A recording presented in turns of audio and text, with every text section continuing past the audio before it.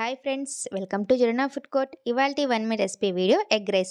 ముందుగా స్టవ్ వెలిగించి కడాయి పెట్టుకొని ఆయిల్ వేసుకొని తర్వాత బిర్యానీ స్పైసెస్ అన్నీ వేసుకోవాలి. తర్వాత ఆనియన్ కూడా వేసి ఆనియన్ బాగా ఫ్రై చేసుకోవాలి. ఆనియన్ ఫ్రై అయిపోయిన తర్వాత ఒక గ్రీన్ చిల్లీ కూడా వేసి బాగా ఫ్రై చేసుకోవాలి. ఇవన్నీ బాగా ఫ్రై అయిపోయిన తర్వాత అల్లం వెల్లుల్లి పేస్ట్ వేసి బాగా పచ్చివాసన పోయేంత వరకు అయితే బాగా ఫ్రై చేసుకోవాలి. తర్వాత కొంచెం టమోటా, పుదీనా, కొత్తిమీర వేసి టమోటా అయితే మెత్తగా అయ్యేంత వరకు అయితే బాగా ఫ్రై చేసుకోవాలి. ఇవన్నీ బాగా మెత్తగా అయిపోయిన తర్వాత ఇప్పుడు ఎగ్స్ తీసుకోవాలి. నేనైతే ఇక్కడ 4 ఎగ్స్ తీసుకున్నానండి. మాకు ఒక 4 మెంబర్స్ కాబట్టి మీకు ఎన్ని ఎగ్స్ కావాలంటే అన్ని ఎగ్స్ తీసుకొని బాగా ఇవి బజ్జీగా చేసేయకుండా ఇలా స్లైసెస్గా అయ్యేలాగా ఫ్రై చేసుకోవాలి.